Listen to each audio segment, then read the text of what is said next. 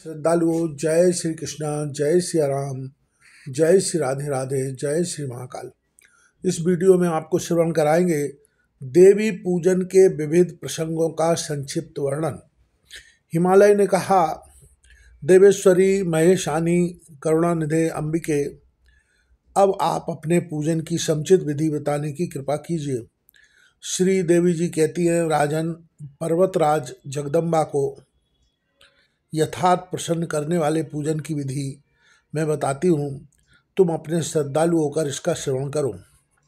मेरी पूजा दो प्रकार की है, बाह्य एवं आभ्यंतर। बाह्य पूजा के भी दो प्रकार बताए गए हैं, वैदिकी और तांत्रिकी। हिमालय मूर्ति वेद से वैद की पूजा भी दो प्रकार से संपन्न होती है। वैदिक मंत्रों के अध्ययनशील पुरुष वेद के मंत्रों का उच्चारण करके जो पूजा करते हैं वह वैद की, तथा तंत्रोक्त मंत्रों से जो पूजा संपन्न होती है उसे तांत्रिकी पूजा कहते हैं।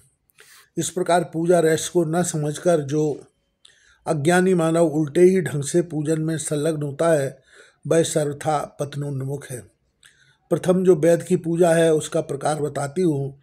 हिमालय, तुम मेरे जिस महान रूप का साक्षात दर्शन कर चुके हो, जिसमें अनंत मस्तक, नेत्र और चरण थे, तथा जो संपूर्ण शक्तियों से संपन्न सर्वश्रेष्ठ एवं परम प्रेरक था, उसी रूप का निरंतर पूजन, नमन, ध्यान और स्मरण करना चाहिए। पर्वतराज, प्रथम पूजा का यही रूप बताया गया है। तुम चित्त को शांत करके सावधान होकर तथा दम्भ एवं अहंकार से सुन लो, उसी रूप की पूजा करने का प्रयत्न करो। वेदव्यास जी भगवान आगे कहते हैं,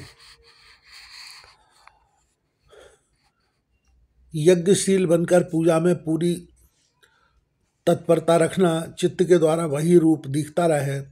जय और ध्यान की श्रृंखला कभी टूटे ही नहीं। अनन्य एवं प्रेम पूर्ण भक्ति से मेरे उपासक बनकर यज्ञों के द्वारा मेरा यजन तथा तप एवं दान के द्वारा मुझे ही संतुष्ट करने का प्रयत्न करो। यूँ करने से मेरी कृपा तुम्हें संसार बंधन से अवश्य मुक्त कर देगी।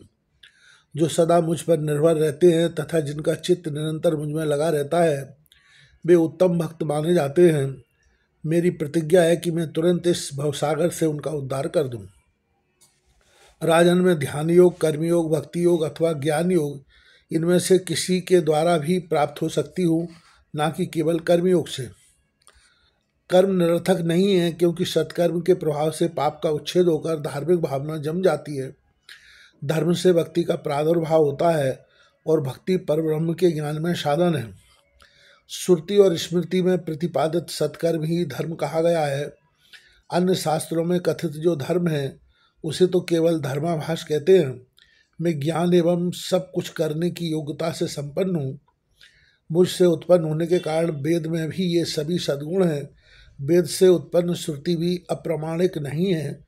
श्रुति के ही अर्थ को लेकर स्मृतियों का प्रकाशन हुआ है, जो मनुस्मृति आदि के नाम से विख्यात है।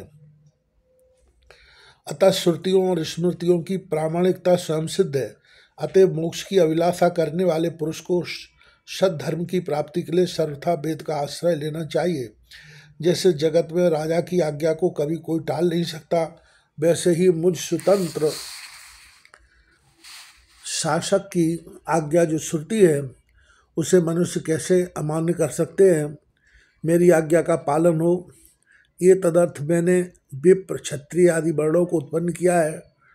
अब मेरी वाणी जो श्रुति है उसका अभिप्राय समझना चाहिए।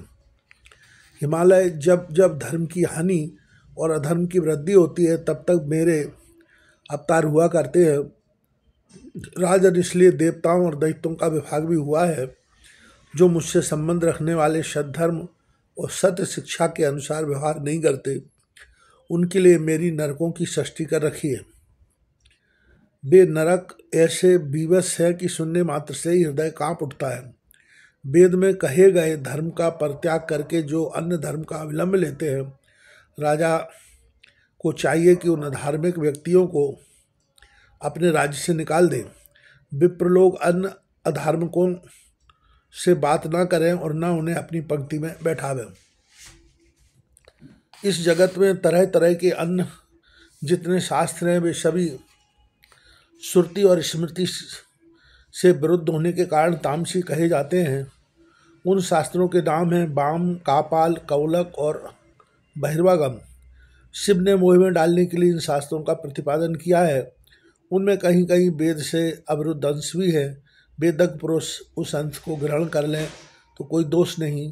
वेद से भिन्न अर्थ को स्वीकार करने के लिए द्वज सर्वथा अनधिकारी है। अतएव वैदिक पुरुष सम्यक प्रकार से प्रयत्न करके वेद का ही आश्रय ले, यही शाश्वत धर्म है।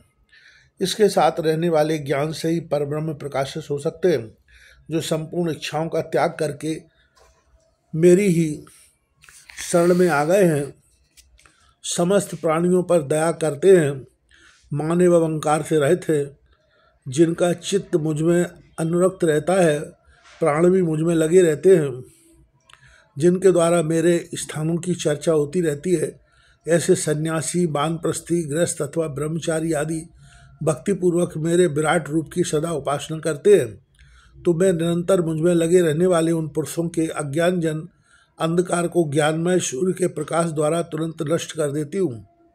इसमें कोई संदेह नहीं। हिमालय इस प्रकार वेद के सिद्धांत पर निर्भर रहने वाली मेरी प्रथम पूजा संपन्न होती है।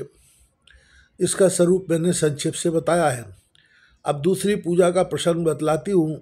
मूर्ति, वेदी, सूर्य अथवा चंद्रमा का मंडल, जल, बाणाकार चिन्ह, यंत्र, महान चित्रपट अथवा हृदय रूपी कमल पर मुझ परमेश्वरी का ध्यान करके पूजन करें। मेरे सगुण रूप का ध्यान यूँ करना चाहिए। मेरी करुणा से परिपूर्ण है, तरुण अवस्था है, संध्या की लालिमा जैसे ललित वर्ण से ये शोभा पा रही हैं। श्री विग्रह सुंदरता की सीमा है।